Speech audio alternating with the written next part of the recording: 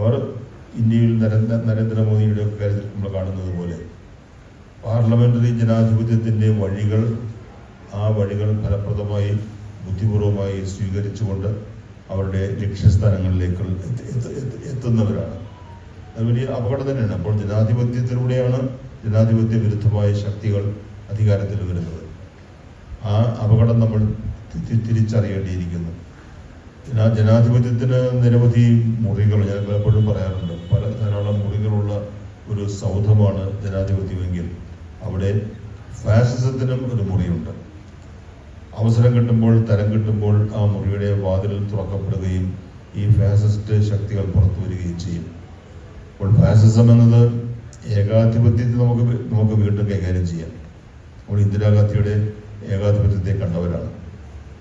അത് പരാജയപ്പെടുത്തുന്നതിനുള്ള അവസരം നമുക്ക് കിട്ടി. അത് ഇന്ത്യൻ ജനത പ്രയോജനപ്പെടുത്തുകയും ചെയ്തു. പക്ഷെ ഫാസിസം എന്ന് പറയുന്നത് അതിനേക്കാളൊക്കെ അപ്പുറത്ത് നിൽക്കുന്ന വലിയ വിപത്ത് തന്നെയാണ്. അതിൻ്റെ പ്രത്യേകതകൾ ഒന്നും നമുക്ക് പെട്ടെന്ന് തിരിച്ചറിയാൻ കഴിയില്ല. രണ്ട് തിരിച്ചറിഞ്ഞാൽ തന്നെ നമുക്ക് എളുപ്പത്തിൽ പരാജയപ്പെടുത്താൻ കഴിയില്ല. നമ്മുടെ ചിന്തയെ അത്രമാത്രം ഫാസിസം സ്വാധീനിക്കുകയാണ്. ചരിത്രത്തിൻ്റെ പുനർനിർമ്മിതി, ചരിത്രത്തിൻ്റെ പുനർവ്യാഖ്യാനം അപകടകരമായ രീതിയിൽ ഇന്ത്യ ചരിത്രം തിരുത്തി എഴുതപ്പെടുകയാണ്. സ്കൂൾ പാഠപുസ്തകങ്ങളിൽ നിന്ന് വലിയ കാലഘട്ടങ്ങൾ ഒഴിവാക്കപ്പെടുന്ന അവസ്ഥ വരുന്നു. ഇവിടെയും ഒരു അപരദ്വേഷം, ന്യൂനപക്ഷങ്ങളോട്, വ്യത്യസ്ത മതങ്ങളിൽപ്പെട്ടവരോട്, മുസ്ലിങ്ങളോട്, ക്രിസ്ത്യാനികളോട് ഒക്കെയുള്ള വിദ്വേഷം, ഇത് ഈ കൊച്ചുകുട്ടികളുടെ മനസ്സിൽ വരെ അവർ കടത്തി വിട്ടുകൊണ്ടിരിക്കുകയാണ്. അതുകൊണ്ട് ഫാസിസം എന്ന് പറയുന്നത് ഒരു ഏകാധിപതിയുടെ ഒരുപക്ഷെ നമുക്ക് പരാജയപ്പെടുത്താൻ കഴിയുന്ന, ഇല്ലാതാക്കാൻ കഴിയുന്ന ഒരു അവസ്ഥ. അതിനേക്കാൾ വ്യത്യസ്തമായി ഫാസിസം എന്ന് പറയുന്നത് നമ്മുടെ ചിന്തയെ സ്വാധീനിക്കുന്ന ഒന്നായി മാറുകയാണ്. നമ്മുടെ ചിന്തയെ സ്വാധീനിക്കുന്നു. ആ ചിന്തയെ സ്വാധീനിക്കുന്നതിനുള്ള മാർഗങ്ങൾ പലതാണ്. ഞാനിപ്പോൾ അതിൻ്റെ വിശദാംശങ്ങളിലേക്ക് കടക്കുന്നില്ല. അതുകൊണ്ട് ഫാസിസത്തിനെതിരെയുള്ള ഏറ്റവും നല്ല ചെറുത്തുനിൽപ്പ്, അതിൻ്റെ ഏറ്റവും ആദ്യം നമ്മൾ ചെയ്യേണ്ടത്, നമ്മൾ ഓരോരുത്തരും നമ്മുടെ ഉള്ളിലുള്ള ഈ ഫാസിസ്റ്റ് ചിന്താഗതികൾ ഒഴിവാക്കി ഉത്തമമായ ജനാധിപത്യ തത്വങ്ങൾ, ജനാധിപത്യ സംസ്കാരം സ്വീകരിക്കുന്നതിന് തയ്യാറാവുക എന്നുള്ളത് തന്നെയാണ്.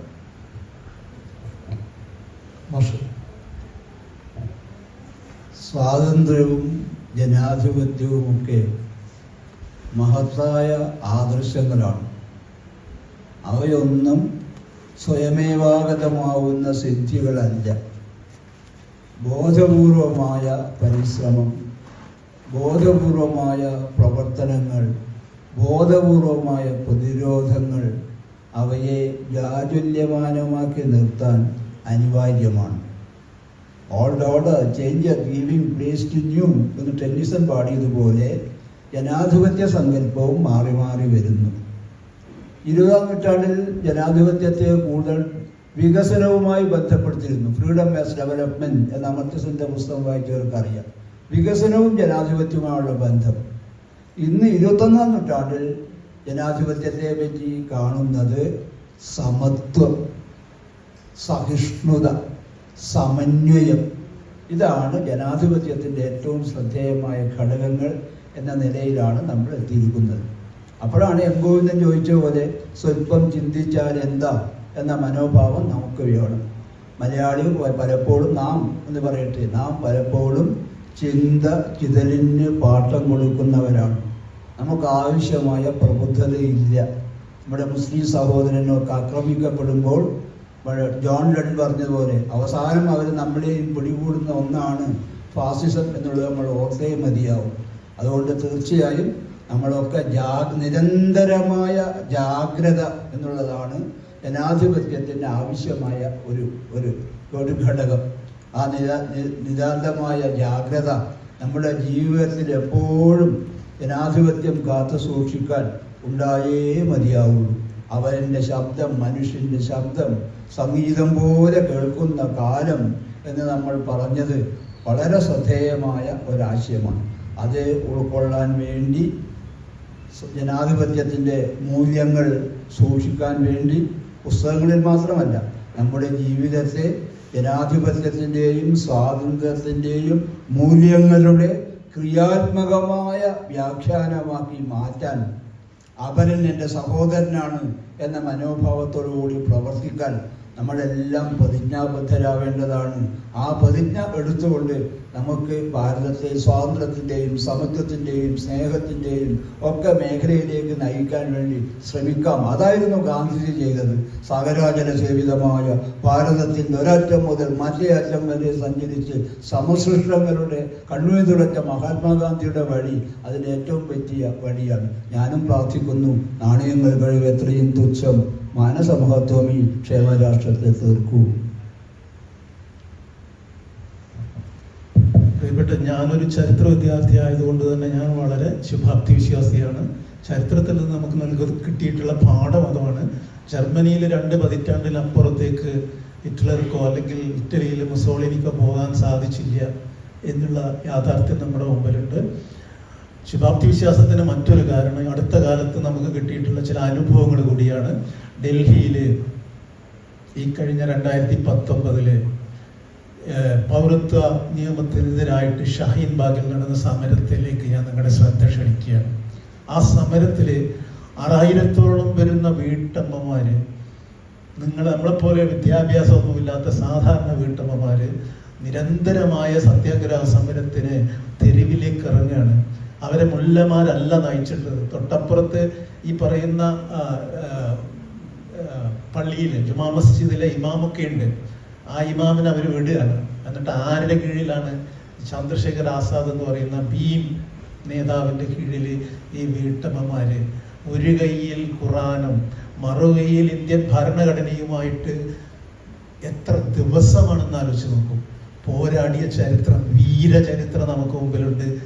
ഞാൻ പറയുന്നത് അതുകൊണ്ട് തന്നെ ഞാൻ ഇത്രയൊക്കെ ദുരന്ത ചാവി നിലനിൽക്കുന്ന ഒരുപാട് സംഭവങ്ങളോട് നിങ്ങളുടെ പങ്കുവെച്ചെങ്കിലും പ്രതീക്ഷയുണ്ട്. ഈ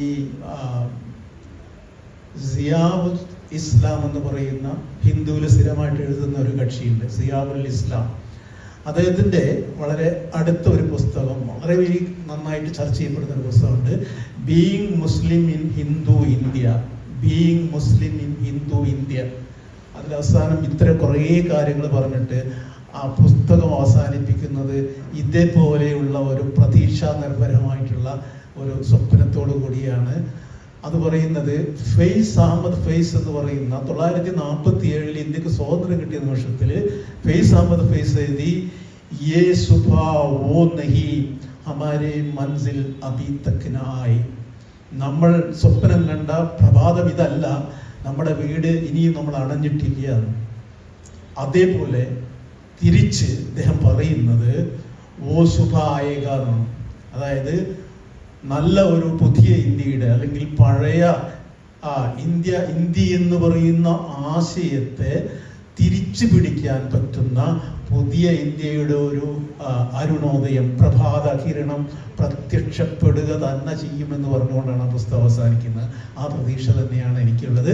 പക്ഷെ ഈ പ്രതീക്ഷ പറയുമ്പോൾ ഞാൻ മനസ്സിലാക്കുന്ന ഒരു കാര്യം, ഇവിടുത്തെ ന്യൂനപക്ഷങ്ങൾ കൃത്യമായിട്ടും മതനിരപേക്ഷ ശക്തികളോടൊപ്പം നിന്നുകൊണ്ട്, ഞാനതുകൊണ്ടാണ് ചന്ദ്രശേഖർ ആസാദിന്റെ കീഴിൽ ഈ മുസ്ലിം സ്ത്രീകളുടെ സമരത്തെ പ്രത്യേകം എടുത്തു പറയുന്നത്.